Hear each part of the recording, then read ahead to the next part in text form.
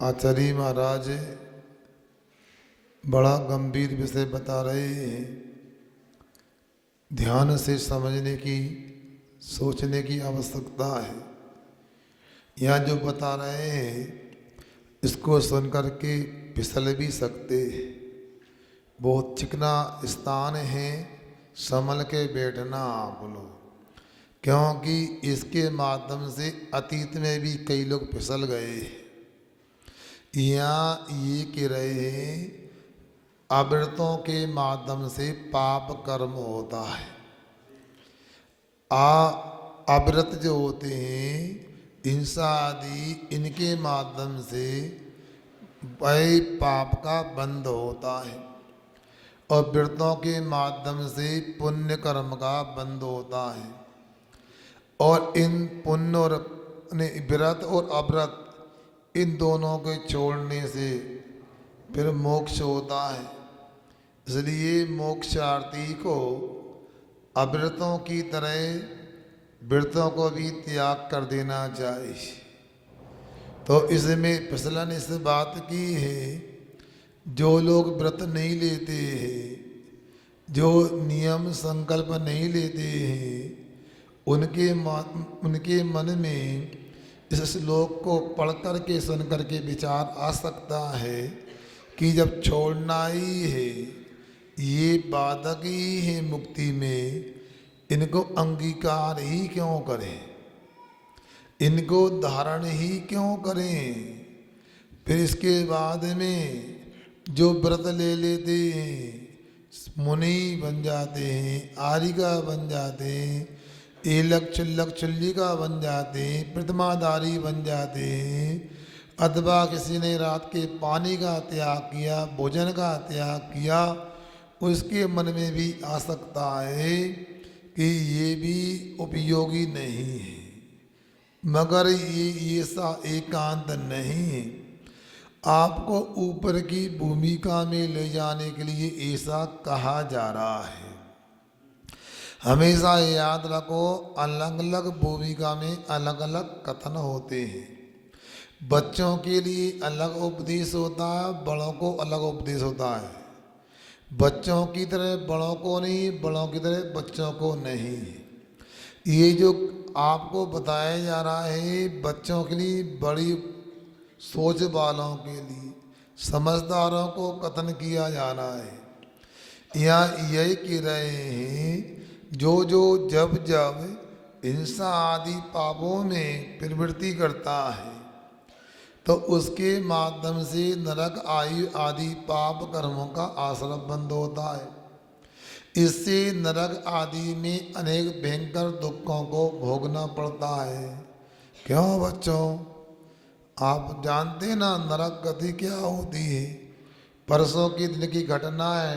शाम को मैं सामयिक उबर कर रहा था। दो बच्चे, मासूम बच्चे थे, मेरे बाजू में आके बैठ गए। शिविर से इतना तो हुआ कि वो कुछ भी करें, मैं घूमा तो आवर्त की वो आवर्त करने लगे, आवर्त की चारों दिशाओं में, और मैं बैठा तो वो बैठ गए आसन लगा के। वो भले ही आपस में बातें भी कर रहे थे, मगर वो कह रहे थे एक श्वास में 8-10 बार। गजबे, मतलब छेड़ाला की पंक्तियां बच्चों को याद है। वो छोटे बच्चे थे और दुर्लभ रही जो चिंता, गजा, इनको पाठशाला में पढ़ाया होगा। देखो आकर कुछ भी हो, संस्कार तो बनते हैं, कुछ ना कुछ तो बनते ही हैं। अपन को लगता है अरे बच्चे क्या करेंगे, कभी कभी बच्चे बड़ों से भी आगे निकल जाया करते हैं। सुनो बच्चों, हमारी बात सुनने में आ रही कि नहीं आ रही? मोहन सुन रहे कि सो रहा है? बोलो ना, क्या कर रहा है? सुन रहे कि सो रहा है? सुन रहा है। सुनो, एक बार क्या हुआ, भगवान नेमिनाथ जी का समवसरण लगा था। किनका? और भगवान नेमिनाथ जी के समवसरण में 12 सभाएं जहाँ थी, वहाँ मनुष्यों की सभा में श्री कृष्ण जी के पुत्र प्रद्युम्न जी भी बैठे थे। उनको भगवान की देशना सुनकर के वैराग्य हो गया।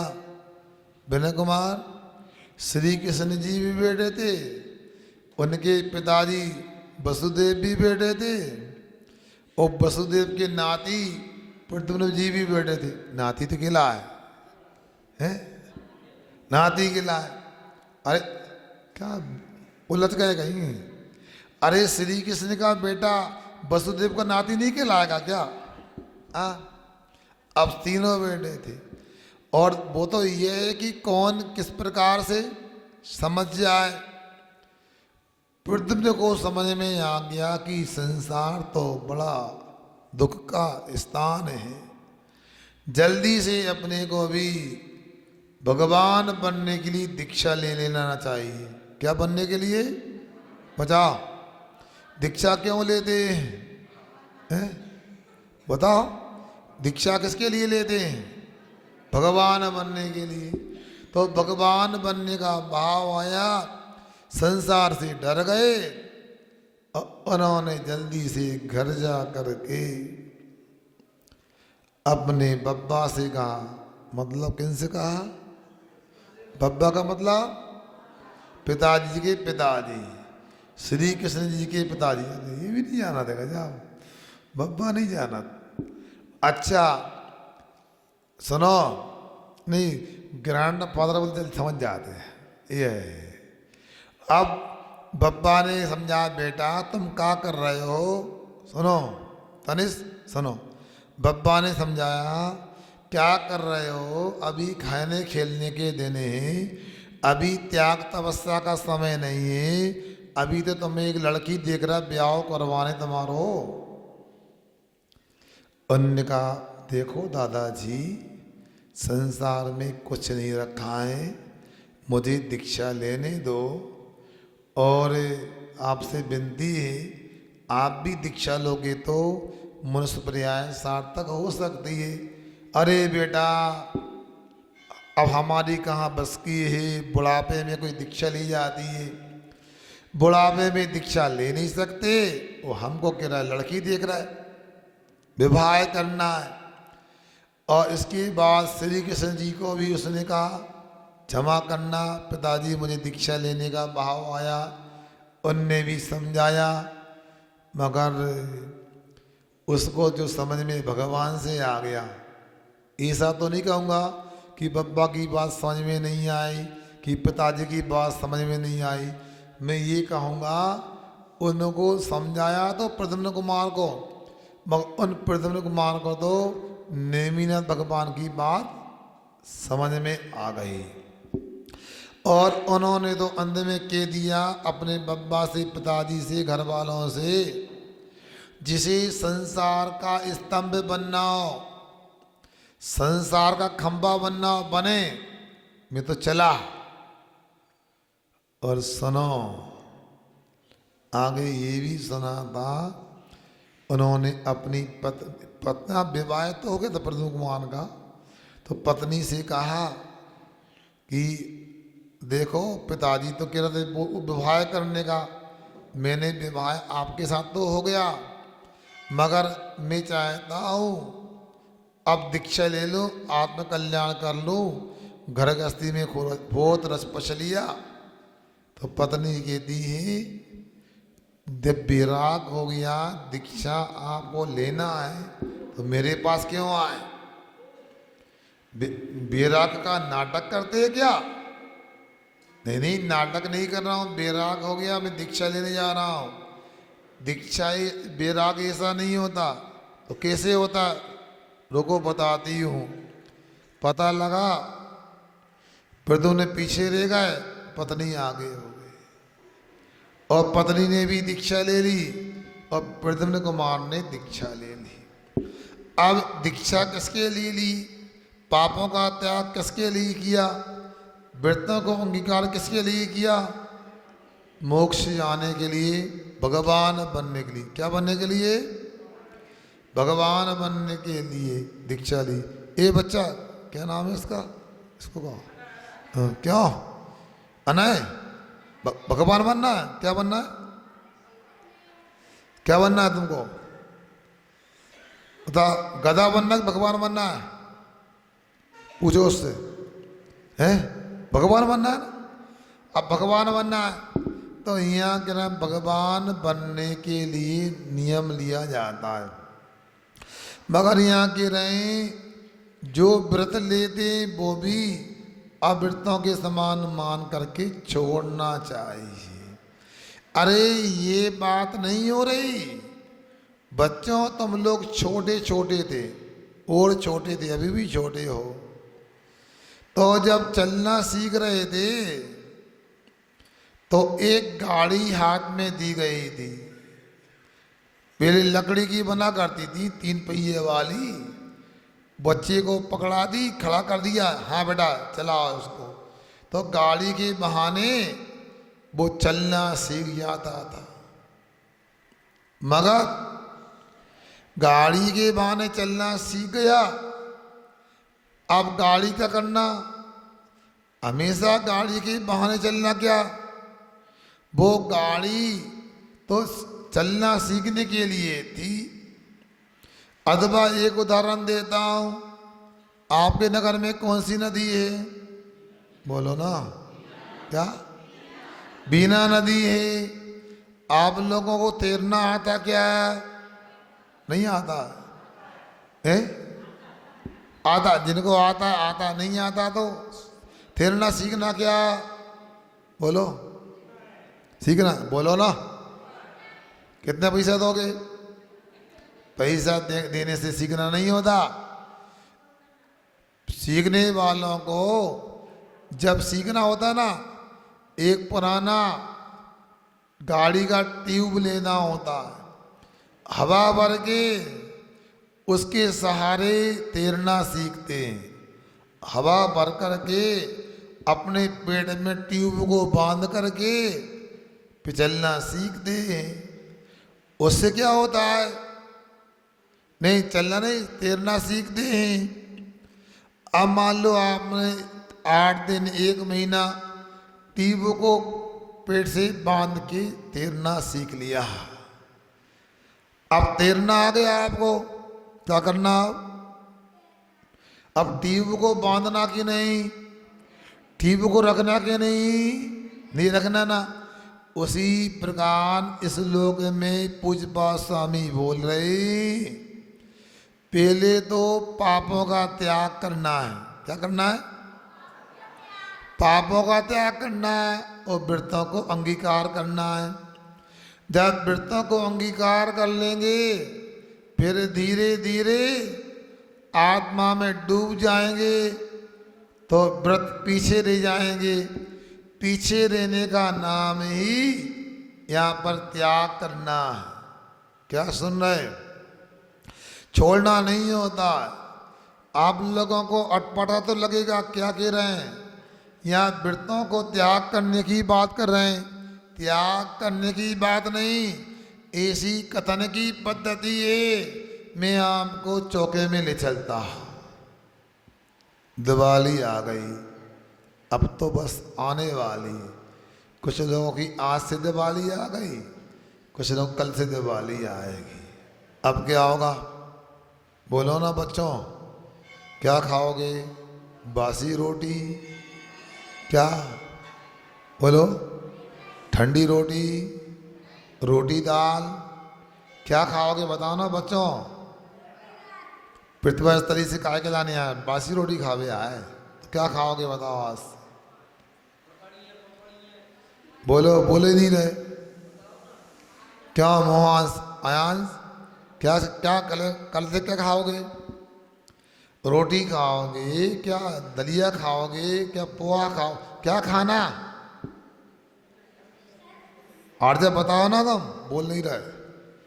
दिवाली त्योहार में क्या खाया जाता है? हैं? हैं? जोर से बोलो ना।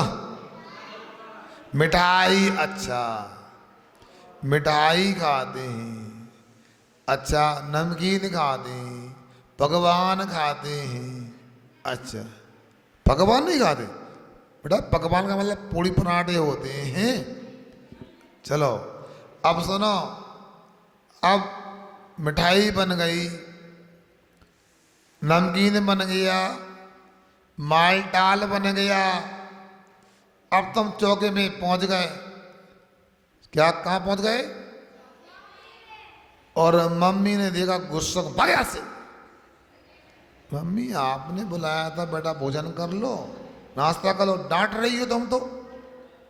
अरे सुनो बड़े बच्चों, आप डांट क्यों रही हो हमें?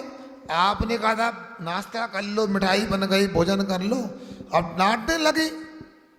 हम जा रहे।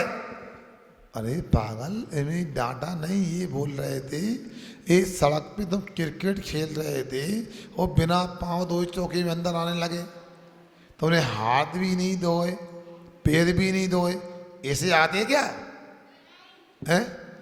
बच्चों को क्या, बच्चों के पिताजी को भी बोल देते महिलाएं, ए बाहर रहो, ऐसे आ गए, पाँव तो धोआ। आप देखना, देखो मेरी बात ध्यान से सुनो, क्या बोल रहा हूँ, इस लोग को समझा रहा हूँ, आपको भी समझ में नहीं आएगा। ये ग्रंथ इतना आसान भी नहीं है कि आप अपने से पढ़ लो। तो मैं क्या कह रहा हूँ, जैसे ही कोई बिना पैर बिना हाथ धोए अंदर आया, आपने चिल्ला दिया, डांट दिया, उसको समझ में आ गया मना नहीं है हाथ पैर धोकर चौके में अंदर आना है। हाथ पैर धोकर चौके में आ गए, बोलो आ गए ना। अब आपको जो चाहोगे खाने को, नाश्ता मिलेगा, व्यंजन मिलेंगे, पकवान मिलेंगे, मिल गए। अब खाओगे भी और बीच बीच में बोलो पियोगे नहीं, पानी भी पियोगे, हैं? पिएंगे ना। अब भोजन भी कर लिया, नाश्ता भी कर लिया, पकवान खा लिए और पेट भर गया, यहाँ तक भर गया पेट, मान लो। सुनो, भोजन हो गया, चलो हटो यहाँ से, जाओ, दूसरों को आने दो। तो आप जाओगे ना, हाथ धो के जाओगे कि बिना हाथ धोए जाओगे? बोलो। नहीं, पहले बोला था मम्मी ने तो हाथ धो ली, अब थोड़ी बोला उन्होंने है? देखो पहले हमेशा हाथ धुलवाए जाते, धोए जाते, बाद में हाथ ना धुलवाए जाते ना धोए, धुल जाते। ध्यान से सुनो, क्या कहा? पहले भोजन के प्रारंभ में हाथ धुलवाए जाते, धोए जाते, और भोजन के बाद हाथ ना धुलवाए जाते ना धोए जाते, धुल जाते हैं। उसी प्रकार से यहाँ पापों का त्याग करवाया जा रहा है, और पापों का त्याग करने के बाद व्रतों का त्याग होगा नहीं, पुण्य का त्याग होगा नहीं, पुण्य का त्याग हो जाएगा। पापों का त्याग करवाया जाता है और पुण्य का त्याग करवाया नहीं जाता।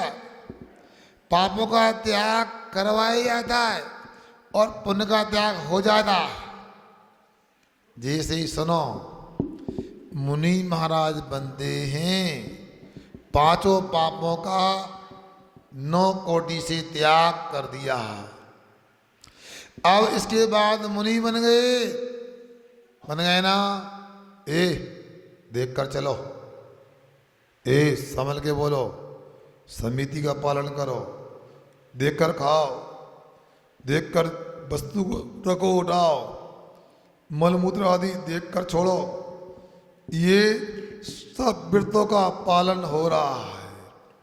और जैसे ही महाराज सामयिक का समय हुआ और आंख बंद करके बैठ गए,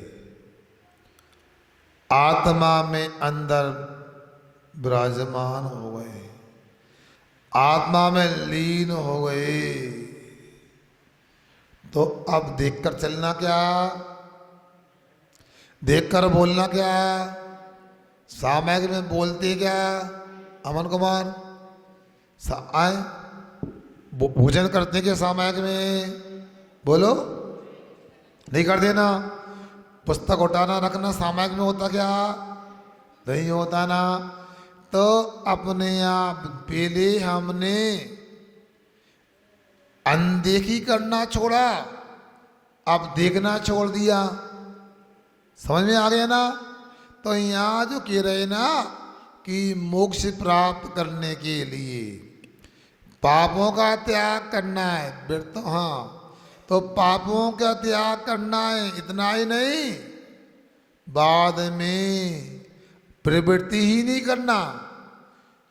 क्या करना? पहले आपने असमचीन प्रवृत्ति की, जो समिति के बिना होती है। क्या? प्रमाद के साथ प्रवृत्ति कर रहे थे आप, बिना देखे बिना सोचे काम कर रहे थे। अब साधु बनने के बाद देख करके संभल के काम करने लगे। जैसे बिना देखे बिना सोचे काम कर रहे थे ना, उसका त्याग कर दिया। अब सोचकर समझ करके भी काम करना बंद कर दिया, सामायिक करने लगे। सामायिक में क्या करना पड़ता है? बोलो। कुछ नहीं करना। सामायिक में कुछ नहीं करना है। सामायिक मतलब आपको ना चलना, ना बोलना, ना खाना, ना देखना, ना उठना, ये सब संसार के काम नहीं करना।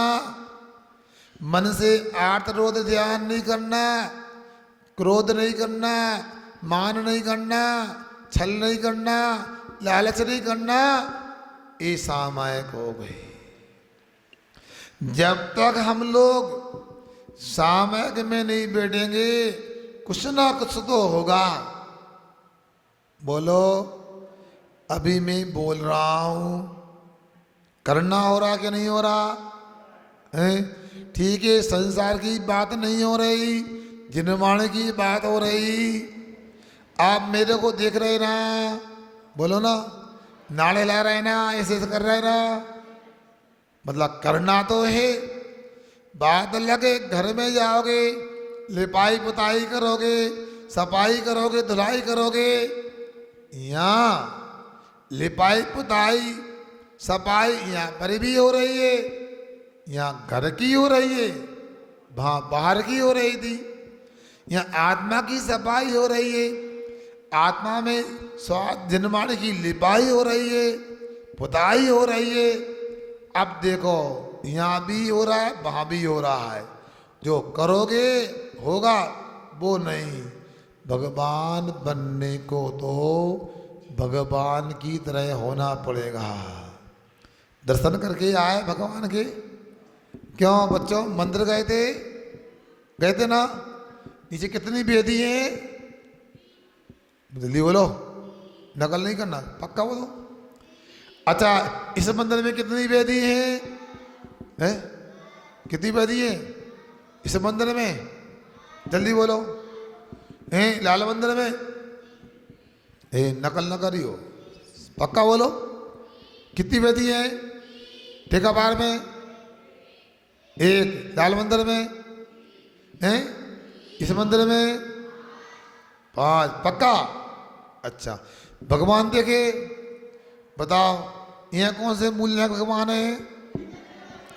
उनको देखा आपने? वो कैसे बैठे हैं? ऐसे ऐसे। तो ऐसे करना अव्रत, ऐसे करना व्रत, और ऐसे करना व्रत भी नहीं अव्रत भी नहीं। ये मोक्ष, मोक्ष में ऐसे बैठना है। तो भगवान जैसे बैठे ना, ऐसे बैठने का नाम ही है पाप का भी विसर्जन और पुण्य का भी विसर्जन। अंतर यह है, पाप का त्याग किया जाता है और पुण्य का त्याग हो जाता है। भोजन का उदाहरण याद रखोगे ना? भोजन के प्रारंभ में हाथ धुलवाए जाते हैं और भोजन के बाद हाथ। अंतर समझ में आया ना? मगर याद रखना, आप पहले ही हाथ धो के बढ़ जाओगे तो क्या होगा? भूखे रह जाओगे। पहले तो बाहर की गंदगी को निकालने के लिए हाथ धोए जाते हैं, पाप का त्याग करने के लिए व्रतों को अंगीकार करते हैं, बाद में भगवान बनने के लिए ध्यान लगाया जाता है। यहाँ पर वृत्तानी त्यजेत का इतना ही लेना, आत्मा का ध्यान करने बैठ जाओ, अपने आत्मा में लीन हो जाओ, अपनी आत्मा में डूब जाओ। समझ में आया? बतासा देखा है? बतासा नहीं देखा? बतासा बता, लड़का कैसा है? बतासा नहीं देखा? देखा है ना? हम खाने का नहीं बोला, देखा है ना? बतासे को एक गिलास दूध में डाल दो, बतासा जैसे दूध में गिरा और नीचे पहुंचते पहुंचते गुम जाएगा। कहाँ गया है? गुम जाएगा, घुल जाएगा। वैसे ही ऐसे बैठ जाते मुनि महाराज, जो जो व्रतों को लिया है वो व्रत आत्मा में घुल जाते हैं, डूब जाते हैं। इसका नाम त्याग है। क्योंकि कल इसका हमने पाठ तो किया था, स्पष्टीकरण नहीं किया था हमने। थोड़ी टीका को देख करके चलते हैं। टीका का मतलब जानते हैं बच्चों? टीका जानते हो? टीका क्या होता है? क्या होता है? टीका देखा आपने?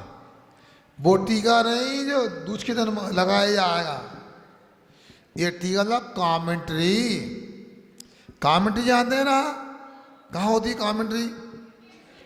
क्रिकेट में, फुटबॉल में नहीं होती का। लड़का कैसे जो होता? रजपुरा से आए? कहाँ से आए? रामपुरा से आए। अच्छा, अब कमेंट्री का मतलब व्याख्या है ना? उसी को अपने शास्त्र में टीका बोलते हैं या भाष्य कहते हैं, व्याख्या कहते हैं।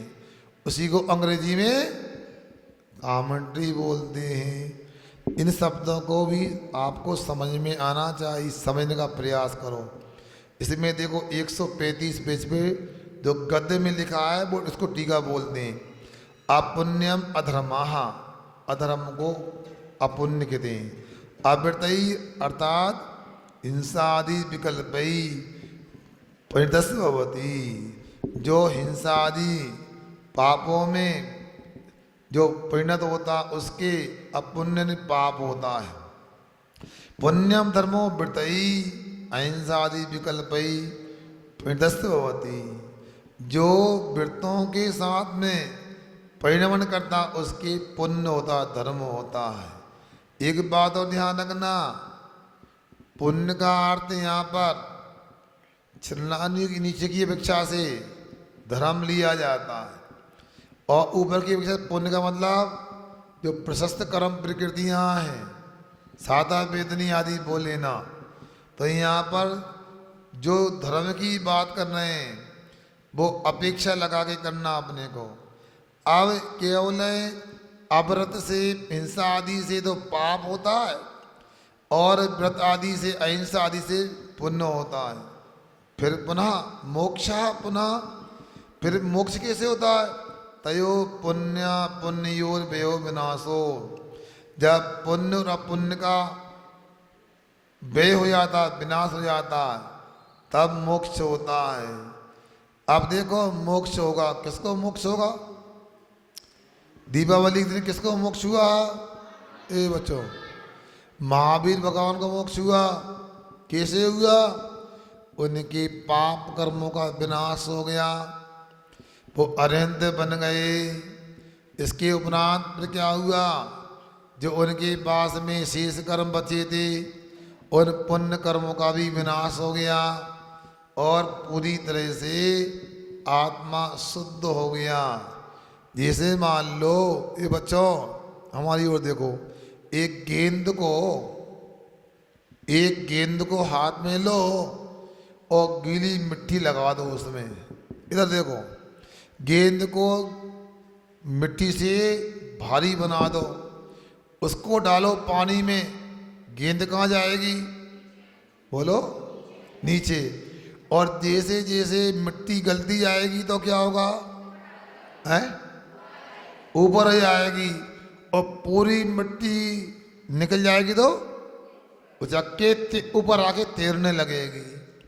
उसी प्रकार से आत्मा जब पाप की मिट्टी को अलग कर देता है तो ऊपर होने लगता है। फिर पुण्य रूपी मिट्टी अलग हो जाती है तो एक समय उचक्के सिद्धालय पहुंच जाता है, सिद्ध भगवान बन जाता है। तो यहाँ कह रहे हैं तयो पुण्य पुण्योर्व्ययो विनाशो मोक्षा, पुण्य अपुण्य के विनाश से मोक्ष होता है। इथा जैसे इथा एव ही लोहे श्रृंखला बंदे तुष, जिस प्रकार से लोहे की सांकल बंदे में कारण है तथा उसी प्रकार सुवर्ण श्रृंखला भी, सोने की सांकल भी बंद का कारण है। यहाँ समय सार जी ग्रंथ की गाथा का भाव दिया है।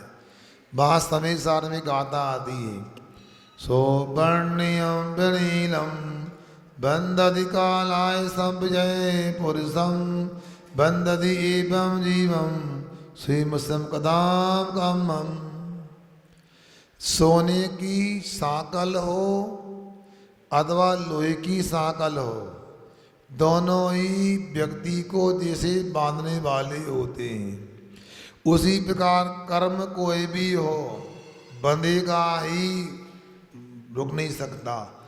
आप लोगों को कुछ बातें नहीं मिल सकती। अब बताओ तीर्थंकर बनना अच्छा है कि नहीं? तीर्थंकर बनना बंधने की स्वतंत्रता है। तीर्थंकर बनना ये भी बंधन है। सामान मुनि महाराज को केवल ज्ञान हो जाएगा तो वो अंतर मूर्त में भी मोक्ष जा सकते हैं। जैसे पांडव मोक्ष गए, अंतर मूर्त में अंताकृत केवली हो गए। केवली की भेद होते ना, अंतर्गत केवली ने भयंकर उपसर्गों को सहन करके अंतर्मूर्त में केवल ज्ञान मोक्ष प्राप्त करते हैं। ऐसे केवली को अंतर्गत केवली कहते हैं, जो प्रत्येक तीर्थंकर के काल में 10-10 होते हैं नियम से। किंतु यदि मान लो तीर्थंकर भगवान को केवल ज्ञान हो जाए, वो यदि मोक्ष जाना चाहे, क्यों बताओ पंडित जी, जा सकते हैं क्या? अंतर्मूर्त में जाना चाहें? नहीं। एक दिन में नहीं, एक महीने में नहीं, कम से कम सुनो, उनको वर्ष पृथक पे 3 वर्ष से ऊपर और 9 वर्ष से नीचे, मतलब 3 से लेके 9 वर्ष तक, इतने समय तक समुद्र में बैठना ही होगा। दिव्य ध्वनि के माध्यम से लोक कल्याण करना ही होगा, तीर्थ का परिवर्तन करना ही होगा। बंधन है कि नहीं? बताओ, ये बंधन देता है, यह देता है। संघ में कोई महाराज है, आचार्य महाराज है, बड़े महाराज जो भी हैं, उनको तो मंच में आना ही पड़ेगा, दूसरे आए क्या नहीं आए। समझ में आ गया ना? इसलिए यहाँ पर बता रहे हैं कि दोनों ही सांकलें, सोने की और लोहे की, स्वर्ण की सांकल की तरह पुण्य कर्म और लोहे की सांकल की तरह पाप कर्म यहाँ बताया गया है। संभल के सुनना बहुत ही महत्वपूर्ण विषय है। तो आज से क्या करें महाराज? हम पुनः पाप करने लगे, पुण्य को छोड़ दें? छोड़ना ही नहीं। समझदारों, ऐसा नहीं होता, क्रम होता है। पहले पाप का त्याग होता है, हिंसा आदि का त्याग होता है, फिर अहिंसा आदि को धारण करते हैं, बाद में पुण्य का त्याग नहीं किया जाता। पहले भी नहीं करते, बाद में हो जाता, छूट जाता है। क्या सुन रहे? समझ में आया कि नहीं आया? बाजार की मिठाई नहीं खाना है, मगर जो बाजार की मिठाई खाते हैं वो मिठाई काय में मिलती है? हाथ में, बोलो ना, हैं? डब्बे में मिलती है। अच्छा, डब्बे में मिलती, पक्का है ना? जैसे मान लो हाथ में कोई कचरा रखा था, उसको फेंक दिया है, नहीं फेंकोगे, पहले कचरा फेंको, बाद में मिले मिठाई। अब आपको मिठाई मिल गई, कचरा फेंक के हाथ साफ कर ली, ऐसे करके लाओ, मिल गई। अब मिठाई खा ली, डब्बे को क्या करना है? तो फेंकवाना है कि फेंकना है? ना फेंकवाया जाता, ना फेंका जाता है, वो तो अपने आप फेंक जाता है। बोलो, पहले का कचरा तो फेंकवाया गया है, बाद में जो कचरा हो गया फेंक गया। उसी प्रकार यह समझना, अतो इता उभय संगला भावा व्यवहारे मुक्ति नहीं अभाव। अच्छा, इता उभय संगला अभावात व्यवहारे मुक्ति, दोनों की सांकलों का अभाव होने पर व्यक्ति व्यवहार में मुक्त हो जाता है, खुला हो जाता, आजाद इसको बोलते हैं। तथा उसी प्रकार परमार्थे अपीति, परमार्थ में भी संपूर्ण कर्मों का अभाव होने पर मुक्ति होती है। तदबाण सूत्र भी याद कर लिया करो। नहीं, वो तो 10 लक्षण में याद करते हैं, यदि महाराज पाठ करने का बोले था। अंतिम अध्याय को देखो, क्या बोला? मोह नहीं, कृतस्न कर्म विपर मोक्षो मोक्षा। क्या कहा? कृतस्न कर्म विपर मोक्षो मोक्षा, मतलब संपूर्ण कर्मों का छूटने का नाम मोक्ष होता है। समझ में आ गया ना? मतलब कोई भी कर्म रहेगा तो मोक्ष नहीं होगा। मोहक्षयाच ज्ञान दशना वर्ण मोहनराज क्षयाच केवलम। देखो, मोहिनी कर्म का क्षय करवाया। उमा स्वामी महाराज ने सूत्र लिखा, कितना व्यवस्थित सूत्र है, विभक्ति 2 जगह अलग अलग लगाई। मोक्षाच, मोह के क्षय होने से, क्या? मोह के क्षय होने से। अब क्या होना? रुक जाओ। फिर छियाना वर्णी दशना वर्णी अंतरा के क्षय होने से केवलम, अब केवल की प्राप्ति हुई ना? इसके बाद क्या बोला?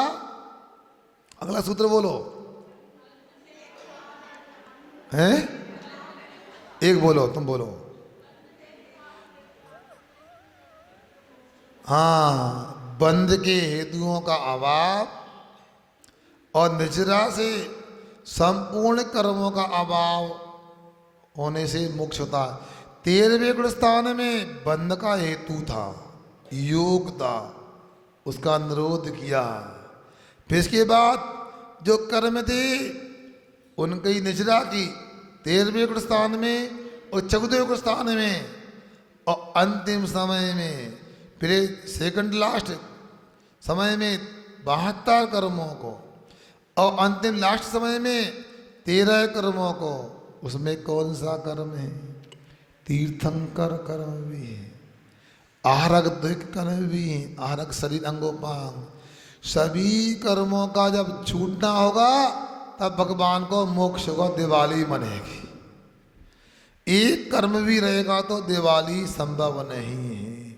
इसलिए परमार्थ में भी दोनों प्रकार के शुभ कर्म और अशुभ कर्म के अभाव होने से, मतलब परमार्थ में मोक्ष होता है। जैसे कि स्वर्ण की और लोहे की बेड़ी से लोक व्यवहार में स्वतंत्रता होती है, मुक्ति होती है। तस्मात्, इसलिए मोक्षार्थी आवृत्तानि इव शब्दों, हाँ, अवृत्तों को भी मोक्षार्थी अवृत्तानि इव शब्दों यथार्थ यथा अर्था यथा अवृतानी त्यजेत तथा वृतानी अभी। यहाँ पर बता रहे हैं अवृतानी पद में इव जो दिया है सर्वनाम, क्यों दिया है? जैसे वृत्तों का छोड़ना होता है नहीं वैसे ही अवृत्तों का भी त्याग करना होता है। यूँ भी कह सकते, मतलब अवृत्तों के समान वृत्तों का भी त्याग होता है, ये अपने को जानना चाहिए। अगला श्लोक देखते हैं, फिर क्या करना चाहिए। कथम तानी त्यजेत, कैसे उनका त्याग करें? इति, इस प्रकार कहने पर तेसाम त्याग क्रम दर्शयत आय, उनके त्याग का क्रम दिखलाते हुए कहते हैं। पहले का श्लोक सुन लेते, अगला नहीं सुनते तो गड़बड़ हो जाता है, क्योंकि गड़बड़ हो जाता है। अब मान लो कोई घर के सामने से निकला, आप पानी छान रहे थे, कहा भैया क्यों परेशान हो रहा, क्यों छान रहे हो, ऐसे ही तो ले लो। ठीक है, देखो सियाने व्यक्ति ने कहा है पानी क्यों छान रहा है, छोड़ो छाड़ो, छानने का कोई मतलब नहीं है। छानना और नहीं छानना एक जैसा है। देखो उन्होंने कहा है छानना और नहीं छानना एक जैसा है। क्या छानना, इसका अर्थ क्या हुआ? उन्होंने छानने को मना नहीं किया, पूरा सुनो, समझने का प्रयास करो। उन्होंने ये कहा आपका छन्ना 1 साल पुराना हो गया, पिछली दिवाली को निकाला था और आगे फिर दिवाली आने वाली है, कितना काला काला गंदा हो गया और ऐसा लग रहा है ये चना छानने के चलना होते ना, चलने की तरह हो गया। इसलिए छोड़ो इसको। इसलिए अभिप्राय क्या है, तो पूरी बात नहीं समझोगे, सुनोगे नहीं तो गड़बड़ हो जाएगा। सुना है ना? अब कोई ने कहा मौलवी साहब ने नापाक मुसलमानों को नमाज नहीं पढ़ना चाहिए। नापाक मुसलमानों को नमाज नहीं पढ़ना चाहिए। किसी सुन लिया, बाद में आया ना, नहीं सुन पाया। पाक मुसलमानों को नमाज नहीं पढ़ना चाहिए, उल्टा ले लिया। अब आपके बारे में बताते हैं, जैनों के बारे में। 16 के कपड़े पहनकर मोटरसाइकिल से आने वालों को पूजा नहीं करना चाहिए। क्या सुन रहा है? 16 के कपड़े में गाड़ी से आने वालों को आहार नहीं देना चाहिए, पड़गा नहीं करना चाहिए। आप थोड़े लेट आए, महाराज ने कहा है आने वालों को आहार नहीं देना चाहिए। नहीं, 16 के कपड़े पहनने वालों को पूजा नहीं करना चाहिए। कितने अच्छे महाराज है। ऐसे ही महाराज चाहिए हमें, तो बताओ, जो कहते हैं आहार नहीं देना चाहिए और पूजा नहीं करना चाहिए। सही में क्यों भैया? ऐसे महाराज तो गिरधर में कभी नहीं आ, गजब के महाराज। चलो भैया, हाँ ऐसे ही महाराज होना चाहिए, त्याग न कराए, कुछ नियम न बताए। समझदार। पहले ये कहा था गाड़ी में बैठ करके 16 पहनकर आने वाले को पूजा नहीं करना चाहिए, और तुमने गाड़ी में बैठकर तो सुना नहीं, बस 16 के कपड़े पहनकर आने वालों को पूजा नहीं करना चाहिए। तो पूरा सुनो। तो यहाँ पर भी कह दिया ना, अव्रतों की तरह व्रत को भी छोड़ देना चाहिए। मगर सुनो कैसे त्याग करना है, अगला श्लोक पढ़ते हैं। अव्रतानि अव्रतानि परित्यज्य। पुस्तक सबके पास में ऊपर पुस्तक रखी है, दान कर दो। कोई है ज्ञान दान करने वाला? बिना आज्ञा के काम नहीं करते, कितने अच्छे लोग हैं बता। महाराज कहें तभी करेंगे। ऐसे लोग सब जगह तो मिल ही नहीं सकते हमें, बताओ। हाँ, खोल के पढ़ना भी है उसको। आपकी आज्ञा हो तो खोल के पढ़ेंगे हम। क्या बात है। 137 पेज निकालो। अव्रतानि परित्यज्य परित्यज्य व्रतेषु व्रतेषु परिनिष्ठिता परिनिष्ठिता त्यजेत त्यजेत तान्यपि तान्यपि संप्राप्य संप्राप्य परमं परमं पदमात्मनः पदमात्मनः अवृतानि परित्यज्य अवृतानि परित्यज्य व्रतेषु परिनिष्ठितः व्रतेषु परिनिष्ठितः त्यजेत तान्यपि संप्राप्य त्यजेत तान्यपि संप्राप्य परमं पदमात्मनः परमं पदमात्मनः अवृतानि परित्यज्य व्रतेषु परिनिष्ठितः त्यजेत तान्यपि संप्राप्य परमं पदमात्मनः। बोलो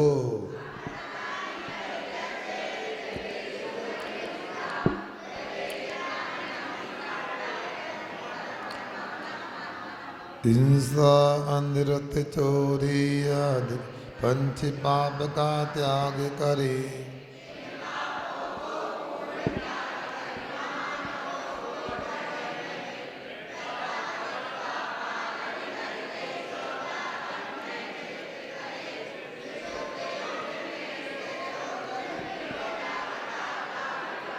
बहुत अच्छा, कितना अच्छा।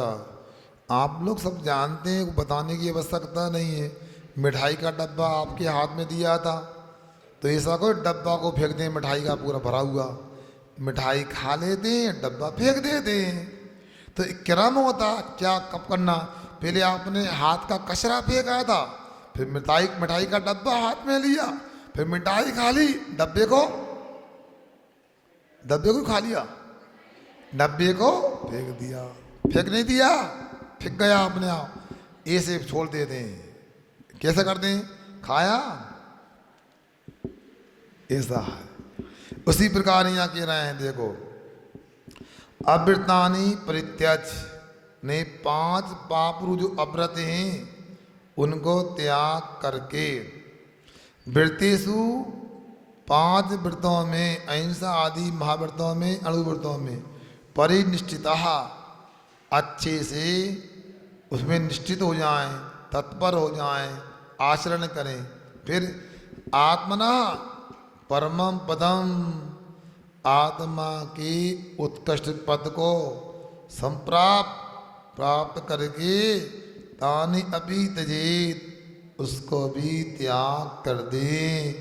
ये कहा जा रहा है। ऐसा तोड़िए कि एक साथ पूरा त्याग कर दें। क्रम बता रहा है, पहले पापों का त्याग करना है, फिर पापों के त्याग करने के बाद व्रतों को लेना है। हिंसा का त्याग करना है, अहिंसा को धारण करना है। झूठ का त्याग करना है, बोलो सत्य को धारण करना है। चोरी का त्याग करना है, बोलो अचोरी को धारण करना है।